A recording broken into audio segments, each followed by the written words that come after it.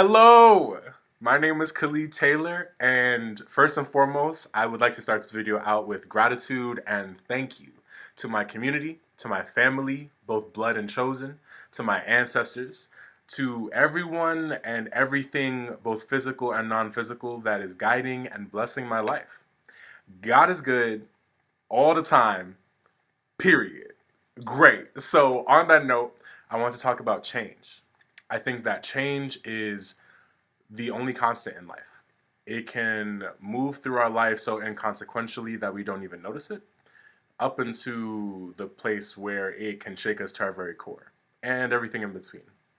So, in order to move forward, we have to change. And the way in which we interact with change impacts how change moves through our life. Right? So I think that there are so many different ways in which we can relate to, react to, perceive, receive, and embrace change. So specifically today, I want to think about and talk about the idea of change from the perspective of duality and through the lens of anxiety. Often when we have anxiety, it's related to the idea of impending change, to the idea of what's to come, and what we're going through. And I also think that anxiety, in my opinion, is the sensation of potential energy building up within our body, within our mind, within our spirit to take action. It's like the fight or flight, like, okay, we need to do something because something's about to happen. Great, go. So that energy is not necessarily good or bad, but the way in which we tune into it, the way in which we perceive it, the way in which we let it move through our body or don't, impacts the reality that we're stepping into moment by moment, the change that we're embracing. So I think that anxiety is not all bad. I think that it's actually on a spectrum. So anxiety can bring about fear, and anxiety can bring about excitement. Right? So fear of like, oh my God, there's someone in the corner. To excitement where it's like, oh my God, I'm about to go on stage and I'm so pumped to share this with folks. You know, there's a whole spectrum. So it's important to stay tuned into yourself as you navigate how to master the story that's behind the anxiety. So I want to give you an example of how I've had to navigate anxiety recently, and specifically with this choice to go balls, right? So earlier this summer, it was a two-step process. So earlier this summer, I made the choice to cut off about 2/3 of my locks, which I've had for about 21 years. I was left with my beard and a lock mohawk, and that was terrifying to me before it happened. I was like, God, Lord, am I gonna be ugly? And you know, in hindsight, whose criteria am I basing beauty on? And also, what does beauty or ugliness have to do with anything? But I digress. That's for another video.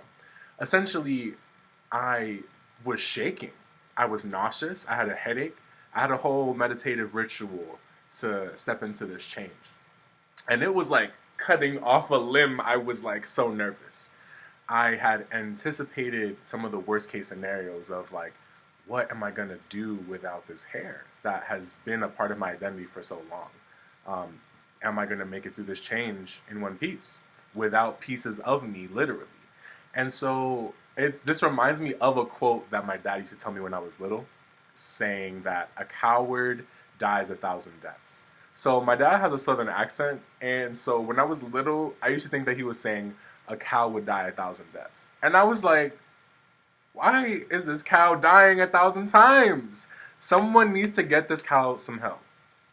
But anyways, I digress. I basically was so wrapped up in the worst case scenario. I was so wrapped up in the fear around something that I did not know the other side of. Turns out, I got good genes, you know? I got a chin. I was like, okay. You know, I still have my beard, but I was like, I feel good. I feel beautiful still. I feel like I can own this new chapter. And so I was grateful for the opportunity to observe myself through the process. I was able to see that I had made up these stories that weren't serving me, And ultimately, I was preparing for the worst case scenario in a way that wasn't necessarily helping me. And once I got through it, I realized it wasn't as bad as I was making it to be. And so that kind of gave me the strength and the perspective to make the big change, the all or nothing. And right now it's pretty nothing. I made this choice and move about a week ago uh, to cut off all my hair and to also shave my beard. I've had my beard for about 6 years without shaving it to this point because I have very sensitive skin and I get ingrown hairs really easily. So I made the choice because I wanted to create my own initiation in some ways, an initiation to a higher version of myself, to the character that I'm stepping into becoming in this new chapter in my journey. And so I saw it as an investment. I saw it as an opportunity to really step into my vulnerability, to not hide my truth, to be 100% invested in myself, and to take care of myself and learn how to better do that, and also to share myself with the world in the ways that I feel comfortable and good about. And so I learned to practice the way of turning my anxiety into excitement. I was like, I get the chance to make a new step forward in a way that's like gonna be a big splash, not just for myself, but like it's gonna have ripples in my reality. And so I was like, okay, I'm here for that. I'm trying to do better, be better every day. That's been this summer for me in a lot of ways. And so I was really grateful because, I was still nervous, but turns out, I got a chin and I still got these good genes. And I was like, I feel good and beautiful still. I feel like a whole person. I feel like while my roots above my head are no longer a part of me, I am grounded and I wear my crown differently. And so I wanted to share that because I think it's a really powerful tool to be able to observe and interact with your anxiety in a way that ultimately empowers you to feel good about the change happening in your life.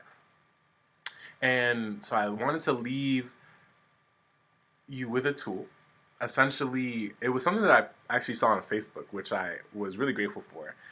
This person was sharing this post about someone going to a therapist and talking about how often folks, when they are suffering with anxiety, envision the worst case scenario, the doomsday, gloomy, mortar and brimstone scenarios. And so the therapist provided a framework or a tool to be like, what if the best possible case scenario took place? Think from that perspective. Oftentimes we worry, and that can sometimes be a misuse of the imagination. So it puts your imagination to good use to say, what if this works out in exactly the way I had hoped? So I wanted to leave you with this tool that if you're ever feeling nervous and you're at a place to observe your thoughts, to, if you can, just take a moment, go internally, take some deep breaths, and I want you to see, hear, taste, smell, touch, and feel emotionally what it would be like if the best case scenario happened. What is that in reality within your mind's eye? Your mind cannot distinguish between imagination and reality. So when you think it, you believe it. And when you believe it, you take actions to meet that reality. So now from this place of best case scenario, you have the gift of the destination already in sight and in mind. So you know the path forward for the most part. It's still a journey and it's still a process to figure out how to bring that into action and how to not let the anxiety overrun you. And that's a process and that's totally valid. I'm not taking that away from anyone, but it's worth it to figure it out. I'm far from mastering it myself, but it feels good to be more in control of reality, of what I'm perceiving, of what I'm thinking to be true, and how I'm moving forward with that belief.